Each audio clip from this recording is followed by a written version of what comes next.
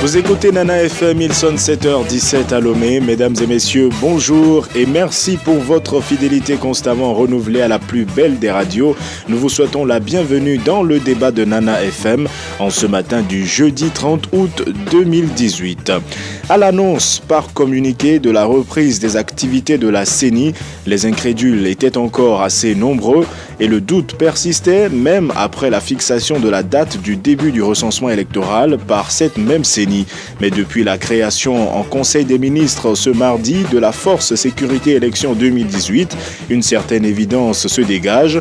Les autorités semblent bien déterminées à organiser les élections législatives le 20 décembre 2018 et ce, malgré les nombreuses critiques de la coalition des 14. Alors, l'interrogation qui est la nôtre ce matin est la suivante.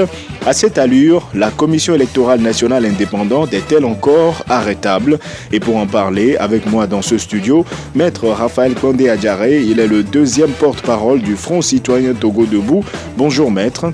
Bonjour Antoine, je salue les auditrices et les auditeurs de la plus belle dame de Lomé. Vous auditeurs, ce débat se fera justement avec vous qui pouvez réagir dès maintenant via la page Facebook de Nana FM et dans une vingtaine de minutes par téléphone sur le 91 09 71 71 ou le 96 61 58 58. Avec Antoine Tété Omeni à la mise en onde, je m'appelle Antoine Afanou. À cette allure, la Commission électorale nationale indépendante est-elle encore arrêtable? C'est le thème du jour. Alors, Maître Raphaël Condé Adjaré, depuis quelques semaines, ça a été le silence quasi radio chez le Front citoyen Togo Debout. Qu'est-ce qui explique ce silence? Et on ne vous a entendu qu'hier, après, comme je viens de le dire, la création en Conseil des ministres de la Force Sécurité Élection 2018. Non, mais je crois que le Front citoyen Togo Debout se porte bien là, il faut que je le précise. Et il fait le travail qui est le sien et accomplit la mission qu'il s'est assignée, à savoir faire des propositions pour une sortie pacifique et durable de cette crise, parce que le front est né lorsque cette crise a déclenché. Et en fait, si le front, on n'entend pas le front sur les médias, ça ne veut pas dire que le front ne travaille pas. Le front travaille, le Front citoyen Togo Debout travaille et vous savez, au lendemain de la publication de la feuille de route de la CEDEAO, le 31 juillet 2018, le Front citoyen Togo Debout a fait une analyse de la feuille de route. Le Front a fait ressortir les acquis et il a dit les insuffisances de cette feuille de route qui pourrait nous conduire à une sortie pacifique de cette crise. Et le Front a fait des recommandations. Et donc le front suit les recommandations. Et le front rencontre les missions diplomatiques et consulaires accréditées dans notre pays pour faire le plaidoyer des observations qu'il a eu à faire ressortir de la feuille de route. Et donc, c'est pas un silence, en réalité, c'est en réalité un silence assourdissant et je crois que ce qui caractérise le fait que le front ne dort pas, c'est ce communiqué que nous avons sorti hier. Alors justement, qu'est-ce qui vous a poussé à vous exprimer de façon si publique hier? Oui, mais c'est tout à fait normal. Et nous avons entendu, nous avons vu et nous voyons que malgré les contestations qui sont aujourd'hui notoire par rapport à la reprise de ces activités par la CENI, eh bien cette institution qui en réalité devait être une institution indépendante, aujourd'hui il est clair qu'elle ne l'est pas et elle continue contre vents et marées et la préparation ou les préparatifs du processus électoral uni et unilatéral et de manière in solo. Est-ce que c'est quelque part parce que vous avez constaté que le train est en train de prendre une certaine vitesse? Non, nous l'avons constaté depuis. dès que le président de la CENI avait annoncé unilatéralement la reprise des activités de la CENI, je crois que nous l'avons constaté depuis, mais nous observions. Et nous pensons d'une manière d'une autre qu'à partir d'un moment, la raison peut prévaloir sur les intérêts partisans. Mais nous avons aujourd'hui presque la preuve que la CENI fonce tout droit dans l'impasse et conduit les Togolais vers une destination inconnue. Et je crois que le moins qu'on puisse dire, c'est d'attirer l'attention de cette CENI, de son président, M. Kodjona Kadanga, qu'il assumera l'entière responsabilité des actes qu'il est en train de poser aujourd'hui, même s'il pense que quelque part c'est des instructions qu'il est en train de donner, qu'on est en train de lui donner, que lui il est en train d'exécuter.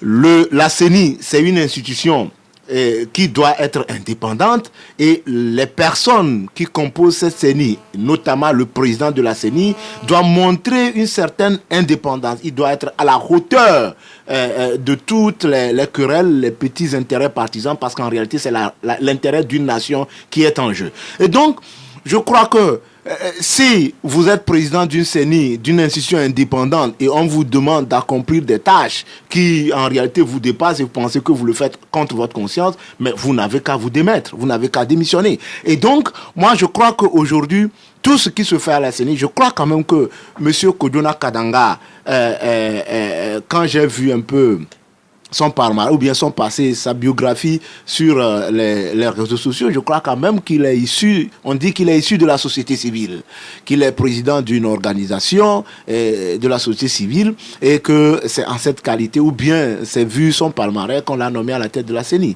Et donc, moi je crois que pour cela, il doit quand même essayer d'être à la hauteur des partis politiques, qui sont les acteurs de la crise aujourd'hui et qui composent la CENI qu'il préside. Alors on comprend que vous teniez cette position parce que vous avez estimé, vous l'avez dit à plusieurs reprises, que les réformes devaient se faire avant l'organisation des élections. C'est clair, Antoine Afanou. Je crois que l'une des grandes erreurs que la CEDEAO a eu à commettre en déclinant sa feuille de route, l'une des grandes erreurs, c'est d'avoir prévu un chronogramme pour les élections sans prévoir un chronogramme pour les réformes. Sans dire clairement. Sans dire clairement quand est-ce que les réformes doivent être faites et dans quel délai. Parce que si les Togolais sont sortis le 19 août, ou bien pendant longtemps pour manifester, pour contester, ce n'est pas pour demander les élections. La CEDEAO doit comprendre que les Togolais sortent pour demander les réformes. Et si vous venez pour la résolution d'une crise, pour enfin une crise dans laquelle les citoyens revendiquent les réformes, le minimum, c'est de dire aux Togolais, vous êtes sortis pour les réformes, nous pensons que c'est dans ce délai que les réformes doivent être faites. Parce que nous répétons et nous le martelons, et je crois que c'est partagé par tous les Togolais, le Front citoyen dit que la crise togolaise n'est pas liée à l'absence d'organisation des élections. Si la crise togolaise était liée à l'organisation des élections, je crois que depuis 1990, où le vent de la démocratie a commencé par violence.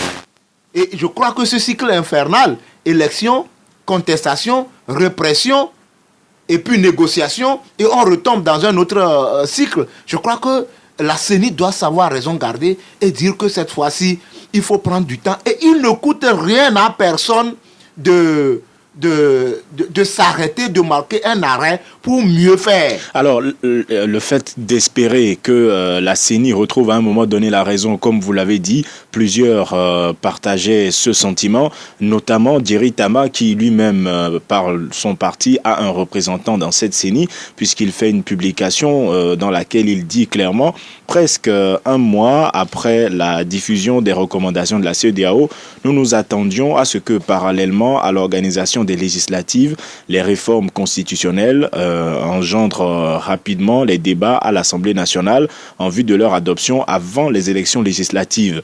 Force, malheureusement, écrit-il, est de constater que les réformes constitutionnelles semblent avoir été léguées aux calendes grecques. Mais lui, à la différence de votre opinion, il accuse notamment les députés, ceux du parti au pouvoir et de l'opposition, de n'avoir initié aucune action, notamment en termes de projets ou de propositions de loi, pour enclencher le processus des réformes. Qu'est-ce que vous en pensez? Non, je crois que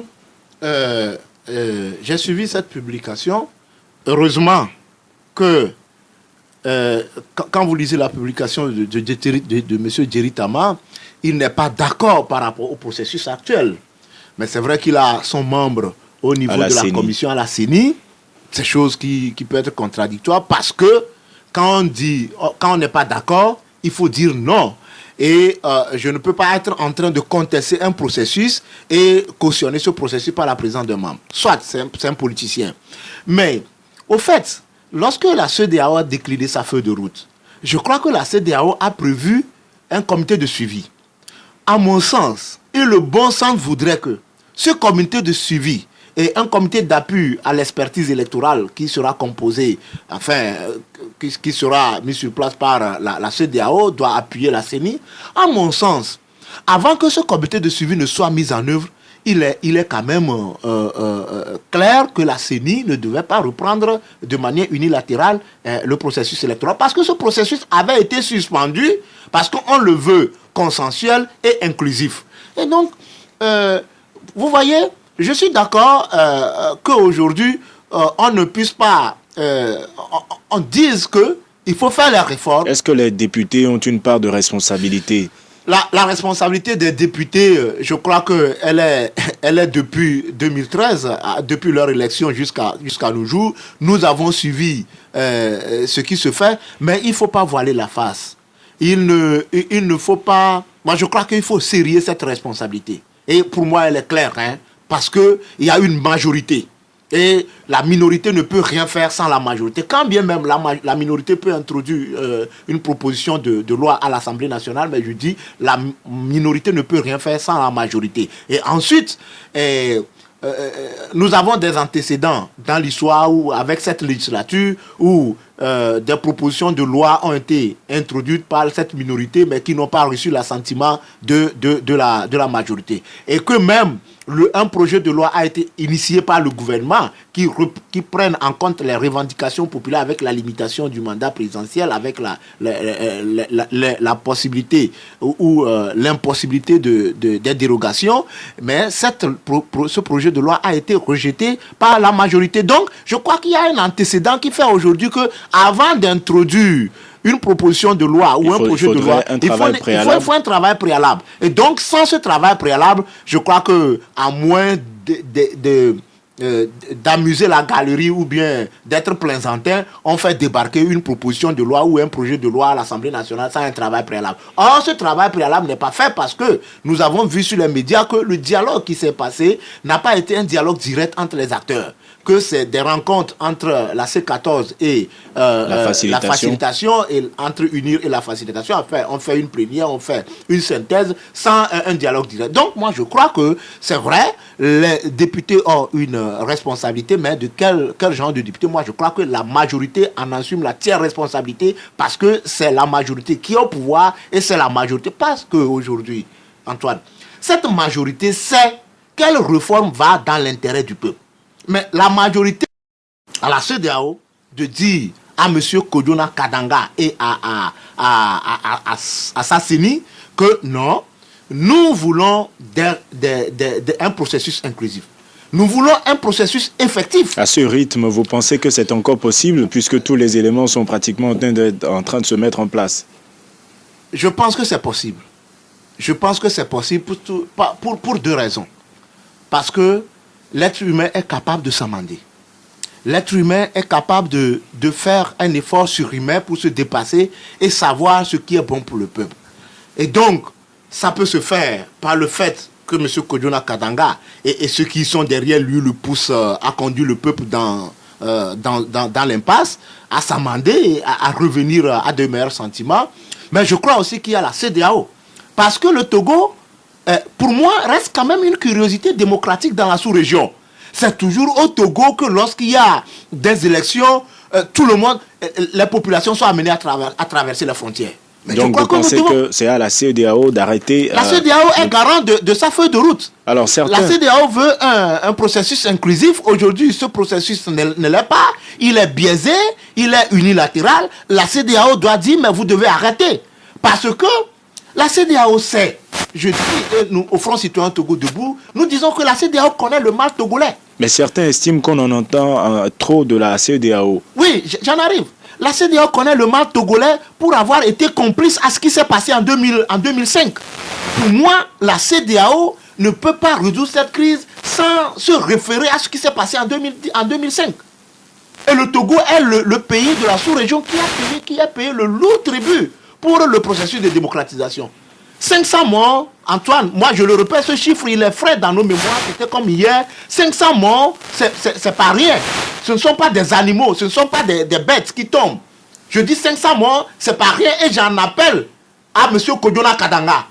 Je dis 500 morts, c'est pas rien. Maintenant, est-ce qu'il J'aurai un message à la fin à l'endroit du président des Sages de Uni, mais je crois que la CEDEAO peut arrêter le processus. Je pense aussi que si la CEDEAO ne peut pas aider les Togolais à sortir de la crise, que la CEDEAO le dise clairement, encore que ce serait vraiment une fuite de responsabilité, que la CEDEAO le dise clairement au peuple togolais. Franchement, nous avons essayé, nous ne pouvons rien. Eh bien, peuple togolais, si vous pensez, prenez votre responsabilité. Moi, je crois que les Togolais, parce que depuis le 19 août, l'élan et le mouvement mondial qui est né pour la démocratisation en Afrique, au Togo, cet élan a été freiné par la CEDEAO. C'est la CEDEAO, oui, c'est vrai, le président de la République est allé auprès de Alpha Condé et auprès du président Nana Akufo-Addo du Ghana pour dire, mais venez. Donc clairement, pour vous, la CEDEAO a une grande responsabilité. Maintenant, elle a une responsabilité historique. Elle a été rattrapée. Elle doit jouer sa crédibilité dans la résolution de la crise togolaise. Quelle est alors la responsabilité des Togolais eux-mêmes? Oui, c'est ce que je dis. Vous savez, si la CEDEAO dit, ok, mais je suis débordé, je constate qu'il y a un parti, c'est-à-dire le parti au pouvoir, qui ne veut pas me faciliter la tâche pour la résolution de la crise togolaise, eh bien, je m'en lave les mains. Je dis, ce serait vraiment une fuite de responsabilité parce que le Togo ne vit pas en autarcie. Le Togo fait partie des pays de l'espace communautaire et au niveau du Front Citoyen Togo, nous disons que cette fois-ci, la CEDEAO doit prouver aux Togolais d'avoir le sentiment réel d'appartenir à un espace communautaire. Parce que, quand vous regardez dans la sous-région, dans tous les pays, la CEDEAO en compte 15, je crois. Dans les 14 autres pays, il y a l'alternance. C'est au Togo que l'avènement de l'alternance pose problème. Et pourtant, certains pensent que la CEDEAO ne peut pas grand-chose pour nous. C'est ce que écrit Ambroise Messan et il demande à la coalition d'appeler la population à manifester. On verra si la CENI s'arrête ou pas. Mais je pense que c'est... Je dis, la CEDEAO, elle a annoncé sa venue au Togo. Nous attendons que la CEDEAO vienne dire qu'est-ce qu'elle pense de la reprise unilatérale des élections par la CENI. Et ensuite, vous serez fixé. À partir de là, on est fixé. À partir de là, et je crois que, moi, vous savez, c'est vrai, c'est regrettable. Mais je dis que ce n'est pas possible. Monsieur Kodjona Kadanga, puisque aujourd'hui, il faut responsabiliser les gens, Monsieur Kodjona Kadanga ne peut pas conduire les Togolais pour aller là où ils ne veulent pas. Les Togolais sont capables de l'arrêter. Et on va l'arrêter. Parce qu'on ne peut pas permettre que certains pensent que le Togo, c'est pour eux seuls. C'est inadmissible. Le Togo, c'est pour nous tous, c'est un patrimoine commun. Il faut faire en sorte que le vivre ensemble soit possible au Togo. Et vous avez vu un peu la sortie du président Agbéomé hier. Le président Agbéomé, tout le monde est aujourd'hui, et je dis, conscient que dans le processus électoral qui est engagé, il y a un malaise. Et le président Agbéomé a sorti, je crois, une déclaration dans laquelle il disait, je cite, « Le réexamen du cadre électoral pour y introduire les éléments nécessaires garantissant un scrutin juste, transparent et équitable afin de prévenir ou à tout du moins de réduire les contestations lors de la proclamation des résultats. » Ça voudrait dire que quoi? Ça voudrait dire que tous les acteurs impliqués dans ce processus savent que dans ce processus, il y a malaise. Pourquoi la CENI? Pourquoi M. Kodjona Kadanga et le gouvernement vont choisir de conduire le peuple togolais là où il ne veut pas aller?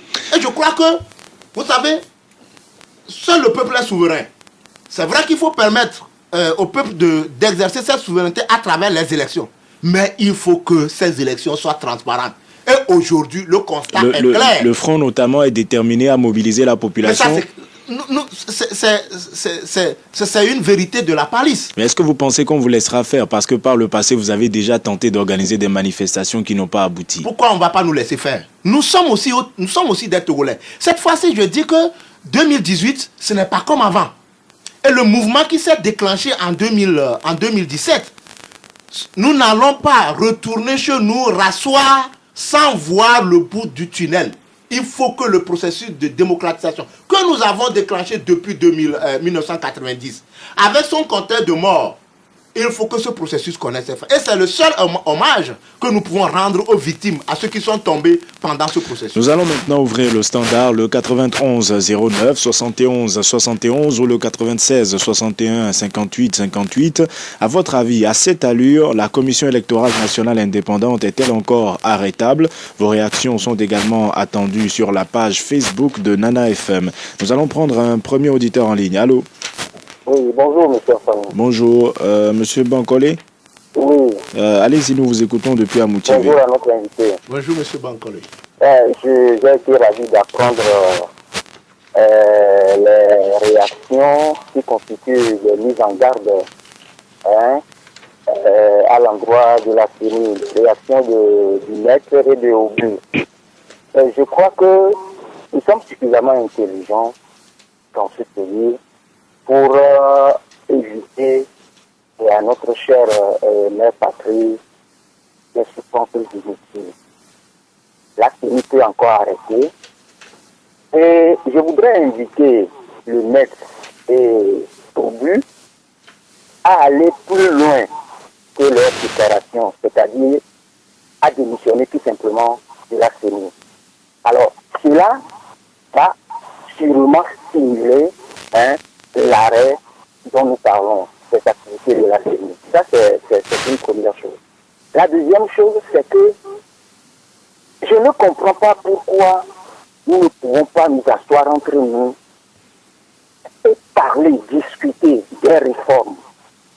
Et ça, est-ce que notre invité a une espèce de réponse à m'apporter? Bien. Parce que moi, je ne comprends pas. Bien, merci monsieur Bankole d'avoir participé à ce débat. Passez une excellente journée. Sur la page Facebook de Nana FM, Gaëtan Max Ajavon dit que oui, la CENI est encore arrêtable si la CEDEAO veut éviter un bain de sang comme ce fut le cas en 2005 avec leur bénédiction. Mais si jusqu'à ce jour, poursuit-il, la CEDEAO n'a pas encore compris qu'elle est en train de détruire le Togo, bon vent aux pays limitrophes qui ne réagissent pas. Un autre auditeur en ligne. Allô? Allô? Bonjour. Bonjour, c'est Pélé. Pélé depuis Doula-Samé. À votre avis, est-ce que la CENI, à ce rythme, peut encore être arrêtée? Bon, est-ce que la CENI peut être arrêtée? Qu'est-ce qui a mis la CENI en branle? C'est pas un décret présidentiel. Normalement, quand la CEDEAO est arrivée pour que la CENI doit stopper ses travaux, il faudrait que ça ne soit pas un décret présidentiel pour arrêter les travaux. Maintenant, au niveau de la CEDEAO, moi je dis toujours, normalement quand la CEDEAO a envoyé la feuille de route, normalement il devait automatiquement le comité de suivi. Maintenant on a un mois encore pour préparer ce comité de suivi là. Je ne sais pas quand ça va commencer et vous ne comprenez pas le retard du comité de suivi? Oui, le retard du comité de suivi. Bon, ce que je voudrais demander à M. Pandé Adiaré, à l'heure où nous sommes maintenant, la CENI actuelle, qu'on nous dit qu'il doit avoir une expertise de la CEDEAO. Est-ce qu'on ne peut pas faire appel à cette expertise de la CEDEAO pour savoir le rôle qu'elle va jouer dans la CENI, pour savoir si ça peut contrôler la CENI dans tout entière? Bien, merci monsieur Pélé d'avoir participé à ce débat. Passez une bonne journée. À côté, Kanko écrit sur la page Facebook de Nana FM que tout porte à croire que le pouvoir de Faure Gnassingbé, que pour le pouvoir de Faure Gnassingbé, ça passe ou ça casse, et il reste dans cette logique. Il serait difficile de l'arrêter, sauf une pression internationale. Kossi Thomas Eddy écrit « Laissez-les courir, lorsqu'ils vont cogner le mur, ils s'arrêteront ». Un autre auditeur en ligne. Je crois que nous l'avons perdu. Le 91 09 71 71 ou le 96 61 58 58. À votre avis, à cette allure, la CENI est-elle encore arrêtable? Un autre auditeur en ligne. Allô? Allô? Bonjour. Bonjour, monsieur Fano. On vous appelle comment? C'est le juste de Badidas. Monsieur Zogoué, allez-y, nous vous écoutons. Oui, merci beaucoup pour cette émission. Et ce que je ne comprends pas, c'est que des gens savent bien que la CEDEAO a bien précisé une date d'élection dans ce pays. Et si la CEDEAO a précisé cette date et finalement a mis un comité de suivi, c'est que si les élections, l'organisation de la CELI continue, c'est qu'ils sont quand même au courant. Et s'ils sont au courant, donc on ne peut pas comprendre que certains se lèvent seulement dire arrêter les travaux sans l'aval de la CEDEAO. Je propose que l'opposition fasse l'effort d'aller au Parlement, discuter clairement et ramener les pendules à l'heure si possible. Au cas contraire, il faut bien se lancer dans la course parce que de toutes les façons, les élections auront lieu et après tout, bon, la politique de la chaise vide, ça n'a jamais servi à qui que ce soit. Bien, merci, monsieur Zogoué d'avoir. Ma question serait pour l'autre, qui gagne vraiment dans le vide institutionnel dans lequel va verser le Togo bientôt? S'il y a vide institutionnel, qui va gagner finalement? Bien, merci, monsieur Zogoué d'avoir participé à ce débat. Passez une bonne journée. Alors, incompréhension pour tous les intervenants, incompréhension pour M. Bancolé et Pelé en ce qui concerne l'attitude de la CEDEAO et incompréhension pour M. Zogoué qui pense que l'opposition pourrait aller au processus plutôt que d'être tenté par la politique de la chaise vide. Oui, d'abord, j'espère que ce silence de la CEDEAO est caractéristique ou bien signifierait que la CEDEAO est en train de se préparer pour amener une mission d'expertise électorale pour appuyer la CENI et ensuite pour arriver avec le comité de suivi pour maintenant dire que nous pensons que voilà ce que comment nous entendons mettre en œuvre notre feuille de route. Ensuite, je dis que l'une des erreurs graves de la CEDEAO, c'est d'avoir prévu une date, un chronogramme pour les élections sans en prévoir pour les réformes alors que les populations sont sorties pour demander les réformes. Ça, c'est la première chose. La seconde chose, moi, je ne vais pas demander à l'opposition de se lancer dans le processus ou bien de courir pour attraper ce processus. Parce que l'opposition n'ira à ces élections que pour les accompagner ou bien que pour accompagner le parti UNIR qui est en connivence avec la CENI. Et moi, je crois qu'il n'y a aucun vide institutionnel. Par rapport au dernier auditeur, il n'y a aucun vide institutionnel. L'article 52, à son alinéa 10, permet à l'Assemblée nationale actuelle de rester sur place jusqu'à la mise en place d'une autre législature. Donc, ça voudrait dire qu'il n'y a aucun vide institutionnel. Donc, on ne tombera dans aucun vide institutionnel, mais la question que l'auditeur doit se poser, c'est que à qui profite la précipitation avec laquelle la CENI est en train de conduire les Togolais vers l'élection? Vous savez, nous avons connu les élections dans notre pays. Il y a eu des missions d'observation. J'ai devant moi les rapports des missions d'observation depuis 2007. L'élection législative de 2007, l'élection présidentielle de 2010, les élections législatives de 2013, les élections présidentielles de 2015. J'ai les observations qui ont été faites par les missions d'observation. Lorsque vous prenez d'abord le découpage électoral, vous allez voir que ce découpage ne permet pas le principe universel un homme, une voix. Le vote est biaisé. Vous prenez en 2007, vous allez voir que avec 924 voix, 924 000, vous voulez dire? Oui, 924 615 voix. Le RPT a 50 sièges à l'Assemblée nationale, alors que l'opposition, dans sa globalité, avec plus de 900 voix, à l'époque, n'avait que... Et je précise aux auditeurs que vous cherchez un peu vos mots parce que vous êtes en train de lire un rapport. C'est ça. Donc l'opposition n'avait que moins de 30 sièges à l'Assemblée nationale. Et en 2007, la mission de l'Union européenne qui a observé les élections a recommandé, je dis la première recommandation qui a été formulée, c'est de revoir le découpage électoral. Ça n'a pas été fait. En 2013, pour les élections législatives, vous allez voir que le fait est revenu. La même chose, on a vécu les mêmes choses. Et avec, excusez-moi, il faut donner les chiffres exacts absolument. Aux auditeurs. Alors, avec 880 918 voix, UNI a 62 sièges à l'Assemblée nationale. Et toute l'opposition réunie, avec 924 526 voix, n'avait que 29 sièges à l'Assemblée nationale. Cela voudrait dire que l'opposition réunie a plus de voix que la majorité actuelle, que UNI, mais UNI a plus de sièges à l'Assemblée nationale que l'opposition. Ça voudrait dire que ces recommandations qui ont été faites depuis 2007 pour équilibrer le découpage électoral et favoriser le principe un homme, une voix, n'ont pas été mises en œuvre. Donc, à votre avis, elles doivent être mises en œuvre avant l'organisation de toute élection. Parce que je dis, le peuple est souverain.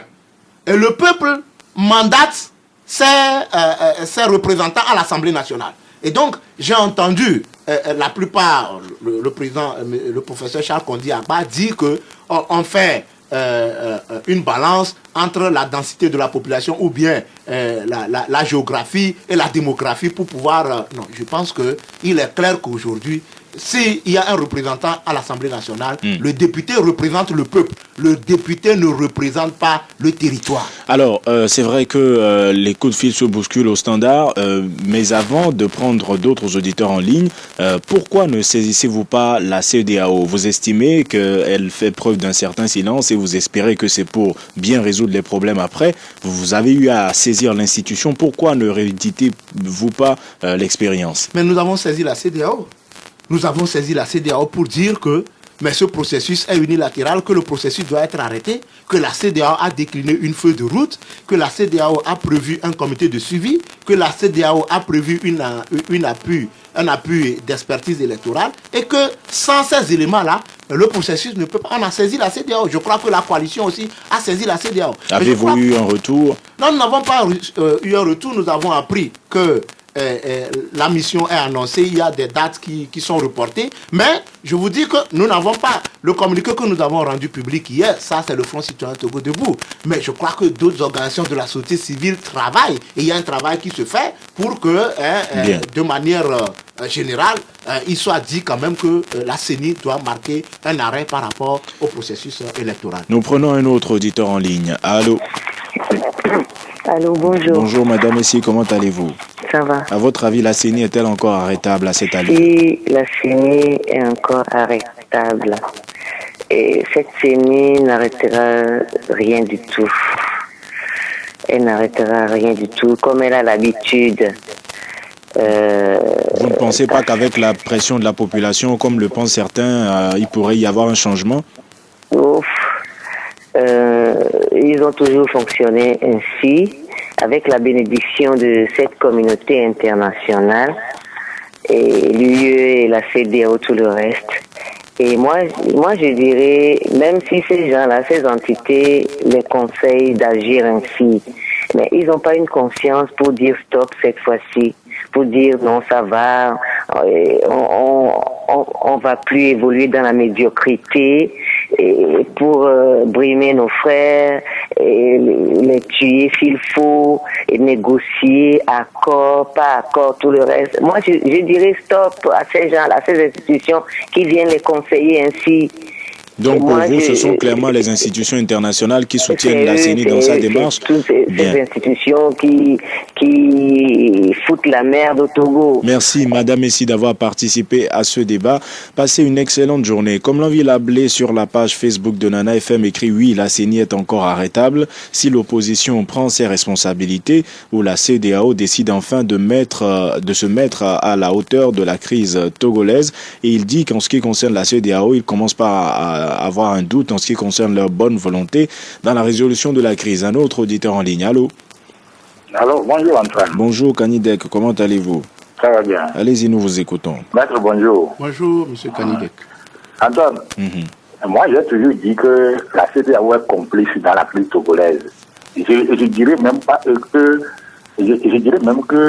c'est la CEDEAO même qui est la cheville ouvrière de cette crise-là depuis 2005. Bon, si vous me demandez aujourd'hui que la CENI est arrêtable, la CENI ne veut pas s'arrêter parce qu'elle a eu la balle de la CEDEAO. on a eu la base de la CEDEAO. Mais Pandé a dit quelque chose de très important. La CEDEAO est venue dresser une feuille de route dont elle se sent incapable d'être garant de cette feuille de route-là. Le Congolais n'aura que ses yeux pour pleurer. Et c'est vraiment criminel de la part de la CEDEAO. Qu'est-ce qui engendre des violences et puis des morts dans ce pays? Alors, si on estime, comme Maître Raphaël Condé Adiaré l'a dit, que le peuple est souverain, est-ce que le peuple peut faire quelque chose s'il estime que la CENI ne va pas dans son intérêt? Le peuple a intérêt à réagir et montrer à la CEDEAO qu'elle n'est pas là pour les chefs d'État. Normalement, la CEDEAO doit être là pour nous en tant que peuple. Trouvez-vous que la coalition soit dans l'obligation d'appeler encore à de nouvelles marches, comme le suggèrent certains? Ça c'est inévitable. Le pouvoir en place même sait que c'est ça qui va venir. Bien, merci Kanidek d'avoir participé à ce débat.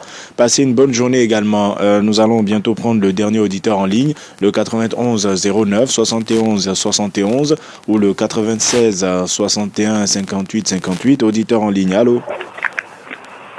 Oui, allô, bonjour. Bonjour, on vous appelle comment? Angelo. Angelo, vous nous appelez de... Atikoumé. Allez-y, nous vous écoutons. À votre avis, la CENI est-elle encore arrêtable à ce rythme?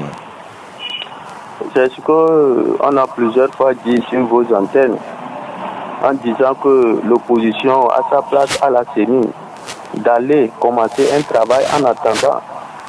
S'ils ont des coquilles à dire, entre-temps quand la commission va être mise en place, ils pourront toutefois voir les coquilles là et essayer d'avancer. Mais vous avez écouté leur réponse à cette proposition. Ils ont dit que c'est ce qu'ils ont fait en 2007, 2013, 2015 et qu'ils en sont toujours là. Oui, mon frère, aujourd'hui c'est la CEDEAO qui est derrière tout ça là. C'est une feuille de route de la CEDEAO. C'est une feuille de route bien donnée, bien tracée. Donc ils n'ont qu'à avoir, c'est comme s'ils n'ont pas confiance à la CEDEAO, c'est ce que je vois. Ils n'ont qu'à avoir confiance à la CEDEAO, faire le pas en attendant. Et si ça ne va pas, on verra si la CEDEAO, ce que la CEDEAO dira après. Vous voyez que le peuple aujourd'hui, on dit on va encore appeler le peuple à sortir. Vous êtes sûr que le peuple va sortir encore? Le peuple en a fait assez. Et maintenant, il faut que ces acteurs vraiment démontrent vraiment qu'ils ont une bonne foi pour ce pays. Merci. C'est que le problème aujourd'hui au Togo, c'est que l'opposition, vraiment, je ne comprends pas, il doit montrer une bonne foi pour l'avancement. Et votre invité qui est sur les antennes aujourd'hui, ce que nous disons, c'est que le Togo, vraiment, on veut que ces leaders-là s'entendent. Ils n'ont qu'à s'entendre, faire table rase. Merci, Monsieur Angelo, d'avoir participé à ce débat. Vous en avez dit beaucoup et malheureusement, nous n'avons plus beaucoup de temps. Merci d'avoir participé à cette émission et passé une bonne journée. Alors, Kanidek pense que la CEDEAO est complice de cette situation. Qu'est-ce que vous en pensez?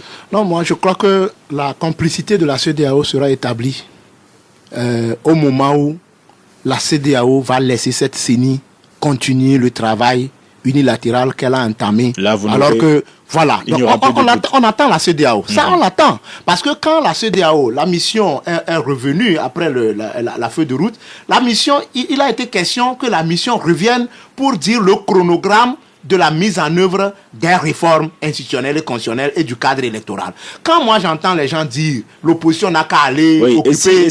Justement, si la CEDEAO revenait dire oui, la CENI, les partis d'opposition ont été invités à prendre leur siège à la CENI, les courriers leur ont été envoyés, mais ils ont rejeté. En ce moment, nous saurons que la CEDEAO est complice de la situation. Parce que la CEDEAO ne peut pas, entre-temps, avoir arrêté un processus qui est biaisé et aujourd'hui dire qu'il faut aller, disons, continuer comme si de rien n'était. Vous savez, les réformes, ce n'est pas la CENI. Quand on demande à l'opposition d'aller occuper les sièges qui leur sont réservés à la CENI, en quelque sorte. C'est comme si les réformes se font à la CENI. Les réformes ne se font pas à la CENI. Il faut faire les réformes avant d'aller s'asseoir à la CENI. Le découpage électoral, ce n'est pas sur les sièges de la CENI qu'on va discuter du découpage électoral. Or, le découpage électoral et la transmission des résultats du vote sont des principes majeurs qu'il faut revoir. C'est pourquoi nous avons dit au niveau du Front citoyen de Côte-de-Boue que l'erreur aussi, c'est d'avoir accepté que ce soit ce gouvernement qui conduise le processus. C'est à l'époque, le Front citoyen Togo Debout préconise toujours la mise en œuvre d'un gouvernement de transition pour conduire le processus électoral. Si on laisse ce gouvernement actuel, avec, excusez-moi, tout ce qu'on lui connaît, de conduire ce processus, je crois que ce processus ne sera qu'alambiqué et on arrivera toujours sur fond de contestation. Alors nous approchons de la fin de cette émission et vous comptez mobiliser les populations, mais Angelo se demande, est-ce que le peuple sortira encore? Non mais vous entendez, vous avez entendu en fait la majorité des auditeurs qui ont appelé. Mais je dis que le peuple reste toujours mobilisé. Et quand vous voyez, nous avons aujourd'hui les réseaux sociaux, vous voyez comment les gens désespèrent. Moi je crois que le peuple est resté mobilisé et le peuple sortira. Parce que, vous savez, cette fois-ci, je dis que c'est un mouvement mondial qui a été mis en œuvre pour les réformes au Togo. Je vais terminer. Avant votre mot de la fin, si éventuellement la population sort, la réaction des forces de l'ordre, parce que vous êtes bien placé pour le savoir, vous défendez Folie Sativi qui a été arrêté parce que, il a été arrêté, il est sur le point d'organiser une conférence. C'est vrai que les charges retenues contre lui, vous les connaissez. Est-ce que ces conditions sont favorables à l'organisation de manifestations et en même temps votre mot de la fin? Non, de toutes les manières, nous savons que le dossier de Sativi souffre d'une vacuité extrême. Il est très vide. Nous avons déposé une demande de mise en liberté provisoire. Nous attendons la réponse aujourd'hui au plus grand tard demain. Et je crois que on ne peut pas demander à quelqu'un. Et quand moi j'entends les juges dire ça, j'avoue qu'en réalité j'ai la nausée d'entendre un juge demander à un citoyen s'il a reçu l'autorisation préalable avant d'organiser une conférence de presse. C'est quand même regrettable et ça fait partie de l'absurdité.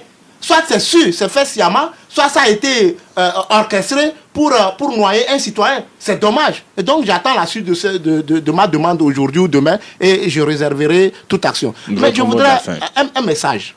Vous savez, le président Alassane Ouattara est venu au pouvoir en 2010-2011, soit 5 ans après le président Faure Gnassingbé. Le président Alassane Ouattara a annoncé qu'il va partir en 2020 et va transmettre le pouvoir à une nouvelle génération. Il ne s'est pas arrêté là.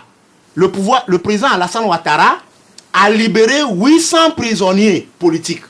Aujourd'hui, le demi-frère de Faure Gnassingbé croupit en prison. Il y a les détenus politiques. Je crois que c'est un exemple à suivre. Ensuite, je voudrais charger le président du Conseil des sages de UNI, humblement. Tant que ça reste courtois. Courtois, de manière courtoise. Puisqu'ils sont des sages de UNI, ils n'ont qu'à faire tout pour dire au président Faure Gnassingbé de ne pas chercher à partir comme il est venu en 2005. En 2005, il est venu dans un bain de sang de chercher à partir en toute beauté, de ne pas surtout chercher à partir comme il est venu en 2005. Merci Maître Raphaël Condé Adiaré d'avoir accepté notre invitation. Je rappelle que vous êtes le deuxième porte-parole du Front citoyen Togo Debout. Ce débat ainsi s'achève. Merci à vous auditeurs de l'avoir suivi. Merci à vous qui avez participé par téléphone comme par internet. Et toutes nos excuses encore une fois à vous qui auriez bien voulu donner votre point de vue mais qui n'en avez pas eu l'occasion. Demain est un autre jour et on vous donne rendez-vous demain matin dès 7h15 pour un nouveau débat. Passez une excellente journée en compagnie de Nana FM.